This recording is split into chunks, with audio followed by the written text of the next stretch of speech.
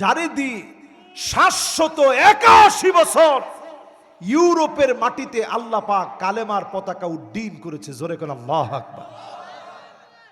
তাহলে লোকটা কি আমগো মতো ছিল? 781 বছর মুসলমানরা বীরত্ব গাথা ইতিহাস নিয়ে ইউরোপ শাসন করছে। তারেক বিন জিয়াদের সঙ্গে সৈন্য বাহিনী ছিল মাত্র 7,000। সেই আটলান্টিক মহাসাগর সমুদ্রের ঢেউগুলা পাড়ি দিয়ে যখন যাচ্ছে, তারেক বিন জিয়াদ সৈন্যবাহিনী নিয়ে যখন পাড়ি দিয়ে গেছে, তাকায় দেখে সব খ্রিস্টানরা দাঁড়ায় আছে, এখনই হামলা করবে। তারেক বিন জিয়াদ আর কিচ্ছু করে নাই, শুধু আকাশের দিকে তাকাইছে আর চিৎকার মেরে বলছে, লা মালজা ওয়ালা মানজা মিনকা ইল্লা ইলাইক। আল্লাহ, তুমি ছাড়া যাওয়ার কোনো জায়গা নাই, তোমার কাছেই যাওয়া লাগবে। জোরে কোন আল্লাহু আকবার।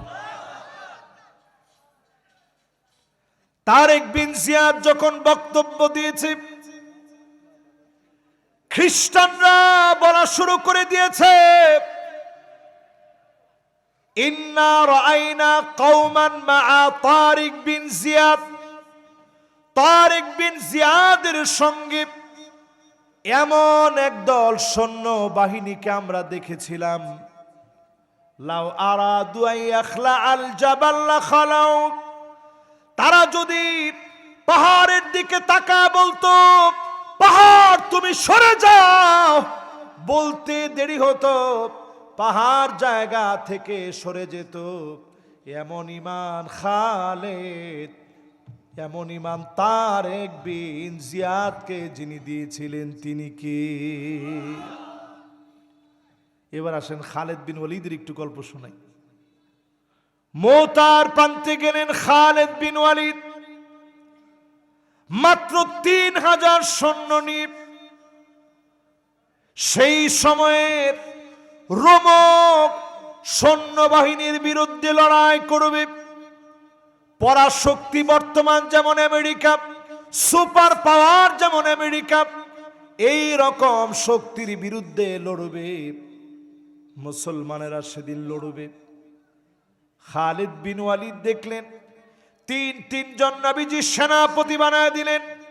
একজন যায়েদ বিন হারেসা, নবীজির পালক পুত্র। আরেকজনের নাম জাফর বিন আবি তালিব। আরেকজনকে নবীজি সেনাপতি বানায় দিলেন আব্দুল্লাহ বিন রওয়াহা। তিনজনই বুঝে ফেললেন একজনের পর একজন শহীদ হয়ে যাবে। জাফর বিন আবি তালিব ওনার হাতের ভিতরে অস্ত্র দিয়ে আঘাত করেছে, হাত কেটে গেছে, দর দর করে রক্ত ঝরতেছে। ওনার হাতটা যখন কেটে গেছে, ডান হাতের পতাকা বাম হাতে নিয়ে ফেলেছে। বাম হাতের ভিতরে যখন ছুরি দিয়ে আঘাত করেছে, দুইটা কবজি দিয়ে আল্লাহর কালেমা ধরে রেখেছে। দুইটা কবজি সহ হাত যখন গোড়া থেকে কেটে ফেলেছে, জাফর বিন আবি তালিব দাঁত গুলা দিয়া আল্লাহর কালেমা টেনে ধরে রেখেছে। বুকের মধ্যে যখন তীরগুলা লাগতেছিল, জাফর উহ আহ শব্দ করে নাই, না জানি কালেমার পতাকাটা পড়ে যায়। নিঃশব্দে নিশ্চুপ হয়ে তীরগুলা খেলেন খালিদ বিন ওয়ালিদ। জাফর বিন আবি তালিবের ইন্তেকালের পরে, শাহাদাতের পরে খালিদ বিন ওয়ালিদ সেনাপতির দায়িত্ব নিজে নিলেন। একটা না, দুইটা না, 9 সুয়ুফ নয়টা তরবারি ভেঙে ফেললেন। সাইফুল্লাহিল মাসলুল, আল্লাহর উন্মুক্ত তরবারি হয়ে গেলেন সেই খালিদ বিন ওয়ালিদ। মুতার যুদ্ধে নয়টা তরবারি ভাঙলেন, তারপরেও কাফেরদের সামনে মাথা নত করে নেই। ছোট্ট একটা ইয়ামানি ছুরি দিয়ে কাফেরদেরকে যেখানে পেলেন মারলেন। মাত্র 3000 সাহাবায়ে কেরামের মোকাবেলায় 2 লক্ষ প্রশিক্ষিত কাফের আসার পরেও এই যুদ্ধে মালিক বিজয় দিয়ে দিলেন। আজকেও যদি অল্প সংখ্যক আল্লাহর গোলাম যদি রাজি হয়ে যান, এই জমিনেও যিনি দিন কায়েম করে দিবেন তিনি কে?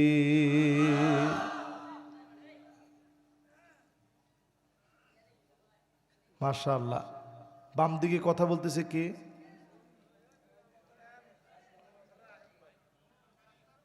না না না না, এরা 16 বছরের আগের লোক না, এরা বর্তমানের লোকই।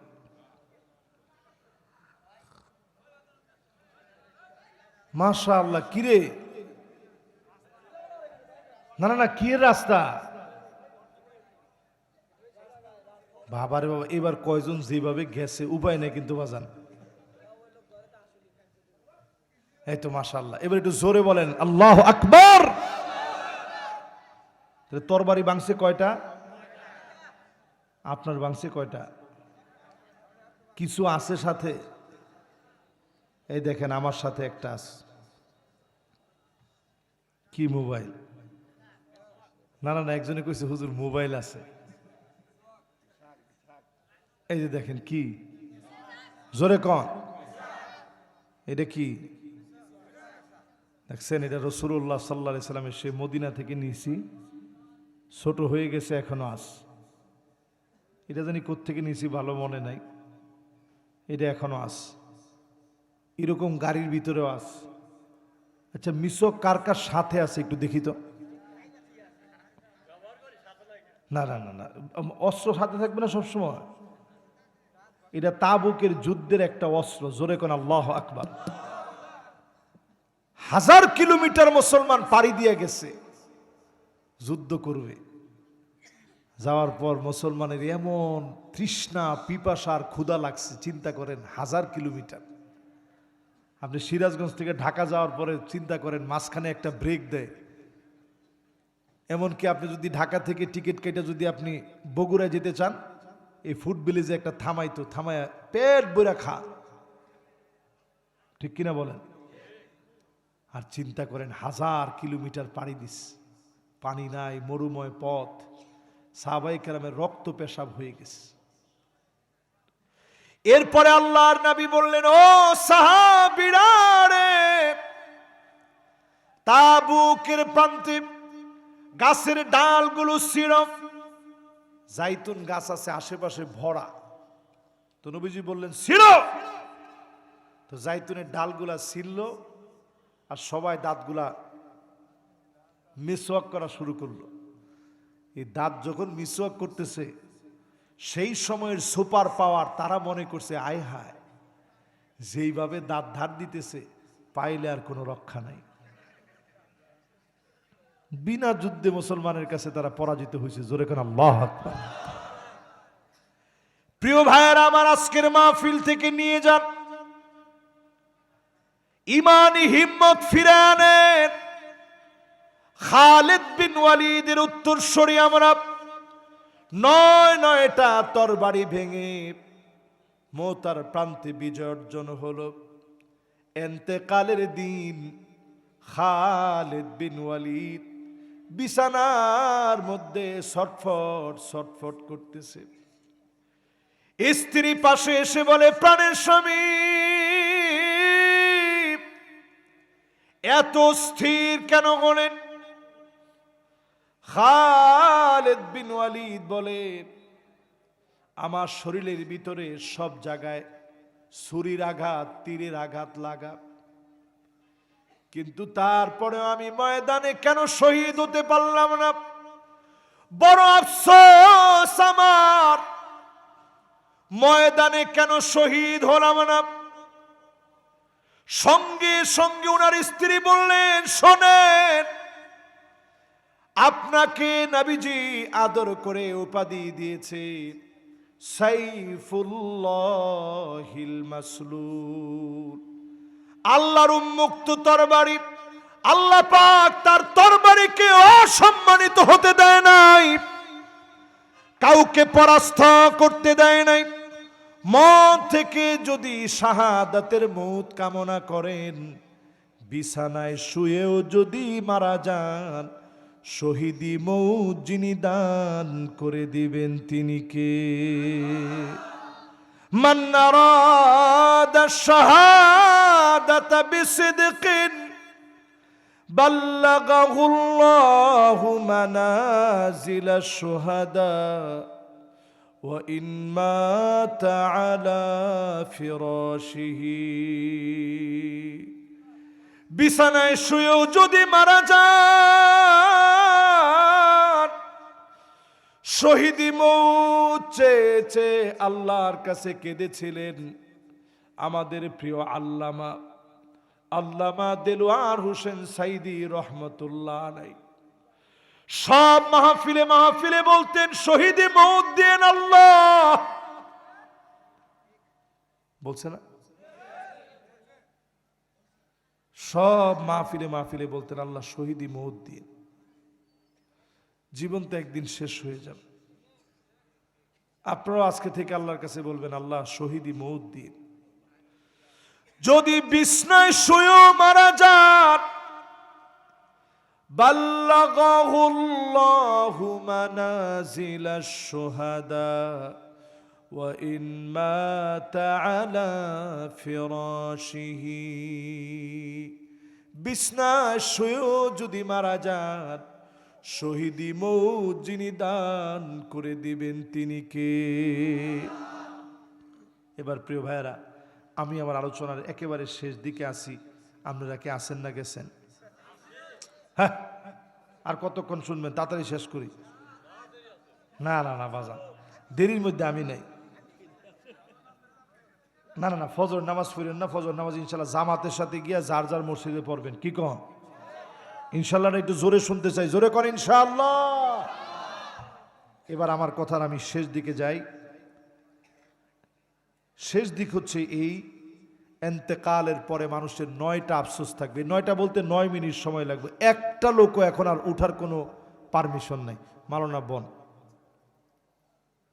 আপনারই কইতেছি, বন মানো না? না না, বইব ইনশাল্লাহ। কি কোন আপনি? হ্যাঁ, আমার শ্রোতা ইনশাল্লাহ বইব না মানে?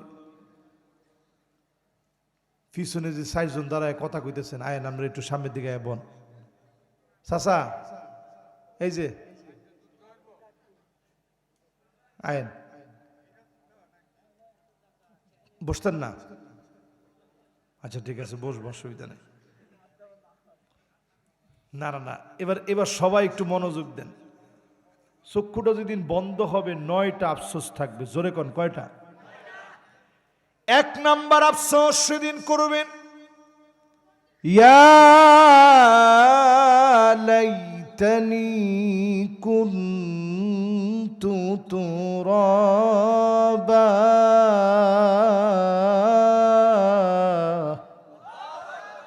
হায় আমার আফসোস, যদি মাটি হইতে পারতাম। আজকে তো আল্লাহ হিসাব দেওয়া লাগতো না। এজন্য নেতাদেরকে বলি, নেতাগিরি করেন, মাটির উপরে করতেছেন। মনে রাখবেন, মাটির উপরে যারা মাটির মতো হয়ে নরম সরম হয়ে নেতাগিরি করবে, মাটি তাদেরকে চিনবে। অহংকারীদেরকে এইভাবে আঙ্গুলটা আঙ্গুলের ভিতরে ঢুকায় দিলে যেমন মাটি এমন চাপ মারবে, ডান দিকের হাড়গুলা বাম দিকে চলে যাবে, বাম দিকের হাড়গুলা ডান দিকে চলে আসবে। সেদিন মানুষ আফসোস করে চিৎকার করে বলবে, ইয়া লাইতানি কুনতু তুরাবা। আফসোস, যদি মাটি হতে পারতাম। আজকে যদি নিজেরে মানুষের জন্য বিনয়ী বানায় নেন, সেদিনের চাপ থেকে যিনি বাঁচায়া দিবেন তিনি কে? 1 নাম্বার আফসোস শেষ। এবার 2 নাম্বার আফসোস শুনেন। কয় নাম্বার? 2 নাম্বার আফসোস সেদিন মানুষ করবে, ইয়া লাইতানি কদ্দামতু লিহায়াতি।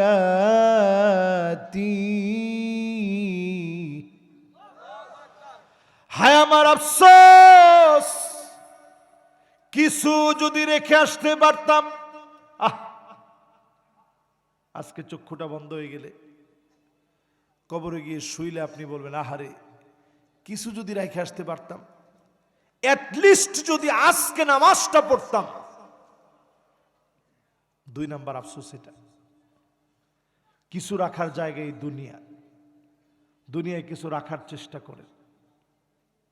কষ্ট হইতেছে ভাই? 3 নাম্বার আফসোসটা শুনে। সেদিন 3 নাম্বারে মানুষ আফসোস করবে, ফায়াকুলু ইয়া লাইতানি লাম উতা কিতাবিয়া। হায় আফসোস, বাম হাতে কেন আমলনামা আসলো? সেদিন মানুষ আফসোস করবে, বাম হাতে কেন আমলনামা পেলাম। নিজের হাত নিজে চাবাবে, রক্তাক্ত করে ফেলবে। আর যারা ডানপন্থী ছিলেন, ডান হাতে আমলনামা পেয়ে যাবেন। হাসতে হাসতে সেদিন মালিকের জান্নাতে চলে যাবে। 3 নাম্বার আফসোস শেষ। এবার আফসোস নাম্বার 4। আওয়াজ করে বলেন কত?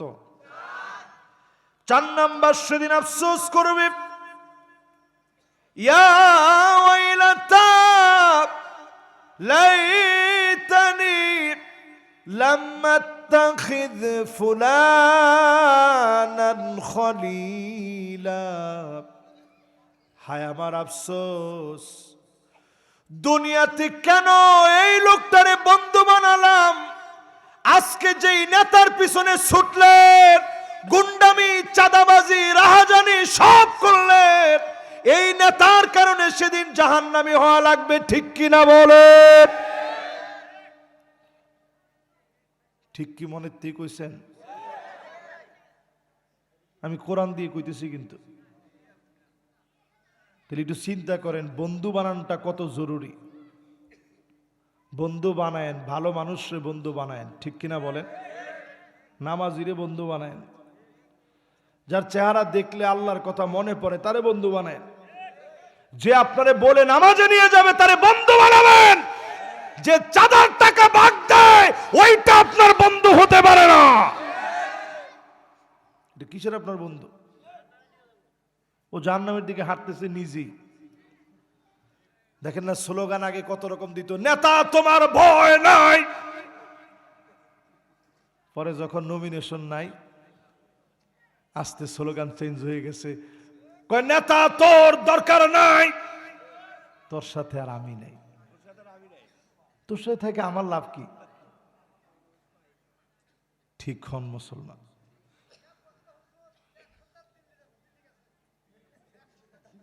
ও আচ্ছা আচ্ছা, হ্যাঁ একটা তো গেছে, ঠিক না? মাশাআল্লাহ। 4 নাম্বারের পরে এবার 5 নাম্বার আসেন। 5 নাম্বারে সেদিন মানুষ আফসোস করবে, ইয়াকুলুনা ইয়া লাইতানা আতানা আল্লাহ ওয়া আতানা রাসূলা।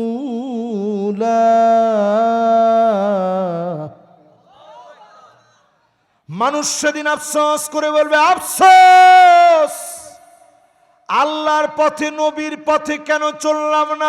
চিল্লায় বলেন আল্লাহু আকবার। আল্লাহর পথে, নবীর পথে চলেন না? না কইতেছেন কি লিয়া? কোন হ চলেন? আরে ইনশাল্লাহ কয় না, কোন? তো মরলেই বিপদে পারবেন, এখন মরলে এখন বিপদ শুরু। এই জন্য কোন আজকে থেকে নিয়ত করলাম আল্লাহ আর তার রসুলের পথে চলবো ইনশাল্লাহ। পরে তাহলে কয় নাম্বারটা গেছে? 5 নাম্বার আফসোস। 6 নাম্বার আফসোস শুনেন, এগুলো সব কোরআন শরীফের আয়াত। আমি আর আয়াতের নাম্বার বললাম না, কারণ সময় বেশি লাগবে। আর হাফেজে কোরআন তো আছে আলহামদুলিল্লাহ। আচ্ছা, হাফেজে কোরআন কে কে আছেন দেখি? এই তো মাশাআল্লাহ, হাফেজ সাহেব আমার বাইরে বাইরে খাওয়াইছে, ওযু করানোর সময় পানি দিছে, সব দিচ্ছে। ওই যে হাফেজে কোরআন, এগুলো কোরআন শরীফের ভিতরে আছে না ভাই? মাশাআল্লাহ। এবার আসেন 6 নাম্বার। কয় নাম্বার জানি? 6 নাম্বার। মাশাআল্লাহ, মনোযোগ কমে নাই তো একজনেরও। 6 নাম্বার আল্লাহ রাব্বুল আলামিন বলেন, ইয়াকুলু ইয়া লাইতানি ইত্তাখাযতু মা'আর রাসূলি সাবিলা।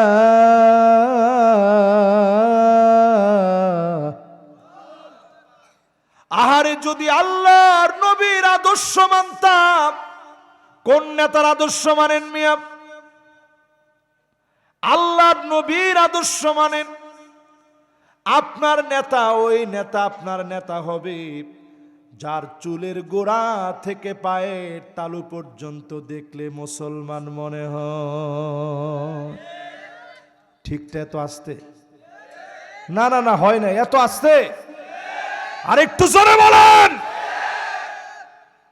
যে নেতারে দেখলে মনে হয়, না না না, অনেক রকম তো আছে। কত রকম নেতা আছে না দেশে। নেতাদের কত দায়িত্ব আজকে চিন্তা করেন। নেতারা সোজা তো দেশ সোজা, নেতারা সোজা তো দেশ সোজা। নেতারা যদি বেকা হয় দেশটা বেকা হবে। এই জন্য নেতা যদি ভালো হয় কর্মী ভালো হবে, ঠিক কিনা বলে? এই জন্য খুব সজাগ। কয় নম্বরে আসি আমরা? খেল আছে। 6 নাম্বার শেষ। এখন কিন্তু একটা লোকেরও পারমিশন নেই বাবা যাওয়ার। মাশাআল্লাহ, 3 জন ছোট মানুষ আসছে দেখে একজন একটু ছুটি দিলাম। এই তো মাশাআল্লাহ, বাজান বসেন। দেখছেন কি সুন্দর ভালো ভালো পোলাবান, মাশাআল্লাহ। এবার 6 নাম্বারের পরে 7 নাম্বারটা শোনেন, মানুষ কি আফসোস করবে সেদিন। ইয়া লাইতানি কুনতু মা'আহুম فأفوز فوزا عظيما।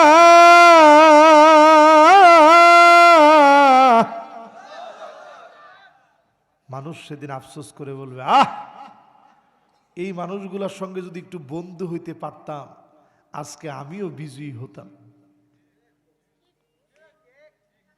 ঠিক এরম? না না না, বুঝেন নাই, এরম। এই মানুষগুলোর সাথে মানে ভালো মানুষের লগে যদি একটু চললে ফিরে আসতে পারতাম আজকে আমার জায়গা আল্লাহর জান্নাতে হতো। জোরে কোন আল্লাহু আকবার। বুঝছেন? এখন লগে যাদের সাথে চলেন ফিরেন, চান্দা টান্দা খান, বুঝেছেন না, খায়েন। একটু ভালো মানুষের লগে একটু মিল্লা জিল্লা চলেন, নামাজিগর লগে যায়েন, দেখবেন সোজা ঠিক হয়ে গেছেন। ঠিক কিনা কন? কোরআন থেকে বুঝাইলাম। তাহলে কয় নাম্বার গেছে ভাই? 7 নাম্বার। এবার 8 নাম্বারটা শুনেন। আচ্ছা, এই যে যা যা বলতেছে এগুলো এখন আমাদের সমাজের ভিতরে আছে না নাই?